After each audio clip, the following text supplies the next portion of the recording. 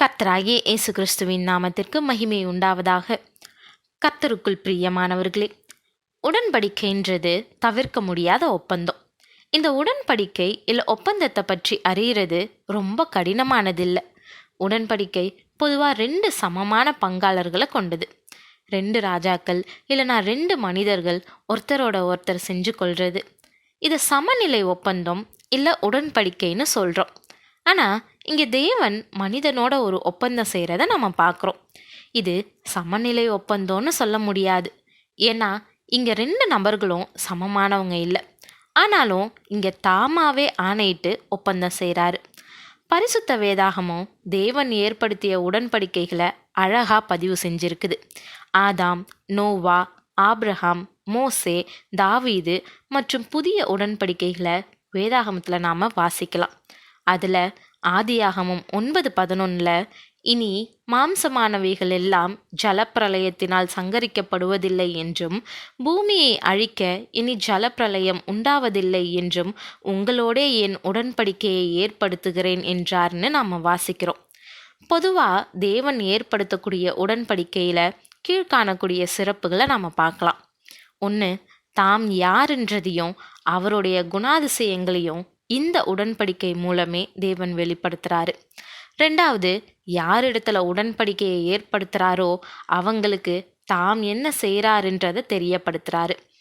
3வது, அவர் கொடுக்கக்கூடிய ஆசீர்வாதம் மற்றும் பாதுகாப்பின் மூலமா அவர் அவங்களுக்காகவே இருக்கிறத உறுதி செய்கிறாரு. 4வது, உடன்படிக்கையை மீறுறவங்க பலனை அனுபவிக்க முடியாத நிலையில் இருப்பாங்கன்றதையும் தெரிவிக்கிறாரு. 5வது, உடன்படிக்கையை நினைவு கூற ஒரு அடையாளத்தையும் ஸ்தாபிக்கிறாரு. 6வது, உடன்படிக்கையை அவர் ஒருபோதும் மறக்கிறவரோ மீறுகிறவரோ இல்லை. 7வது, உடன்படிக்கை மூலமாக தமது செயலின் உறுதித்தன்மையை உறுதி செய்கிறாரு. நோவாவோடு உடன்படிக்கை செய்யும்போது மனுஷனுடைய மாறாத நிலையை கருத்தில் கொண்டு இனி நான் ஜலத்தினால் அழிக்க மாட்டேன்னு உறுதியளிக்கிறாரு. தாம் இரக்கமுள்ளவர்னும் தம்முடைய மகிமைக்காக உருவாக்கின மனிதன் மேலே தொடர்ந்து கோபமாக இருக்கிறது இல்லைன்னோ அவர் ஏற்படுத்திய உடன்படிக்கை மூலமா வெளிப்படுத்தினார்.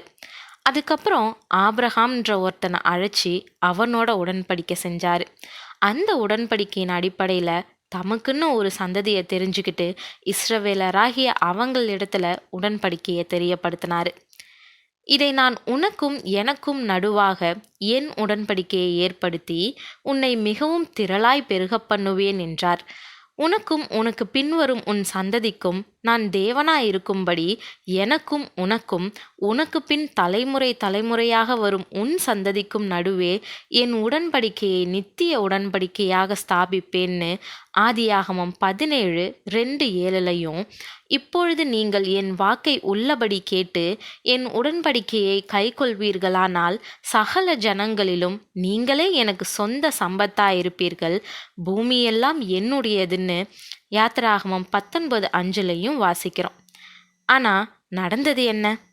அந்த உடன்படிக்கையிலே அவங்க நிலைநிற்கலையே. நானும் அவங்கள புறக்கணிச்சேன்னு கர்த்தர் சொல்கிறாருன்னு எபிரேயர் 8:9 வேதம் உடன்படிக்கையின் நிலையை தெளிவாக சொல்லுது. அதனால தான் தம்முடைய குமாரன் மூலமா புதிய உடன்படிக்கையை ஏற்படுத்தி தம்மோடு நித்தியமாக இருக்க அழைச்சிருக்கிறாரு. இது அந்த நாட்களுக்கு பின்பு நான் இஸ்ரவேல் குடும்பத்தாரோடு பண்ணும் உடன்படிக்கையாவது என்னுடைய பிரமாணங்களை அவர்களுடைய மனதிலே வைத்து அவர்களுடைய இருதயங்களில் அவைகளை எழுதுவேன், நான் அவர்கள் தேவனாயிருப்பேன், அவர்கள் என் ஜனமாயிருப்பார்கள்னு எபிரேயர் 8:10 நாம் வாசிக்கிறோம்.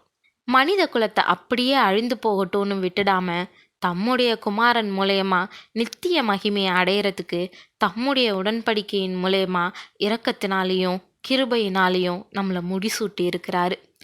புது உடன்படிக்கையின் மத்தியஸ்தராகிய இயேசுவினிடத்திற்கும் ஆபேலினுடைய இரத்தம் பேசினதை பார்க்கிலும் நன்மையானவைகளை பேசுகிற இரத்தமாகிய தெளிக்கப்படும் இரத்தத்தினிடத்திற்கும் வந்து சேர்ந்தீர்கள்.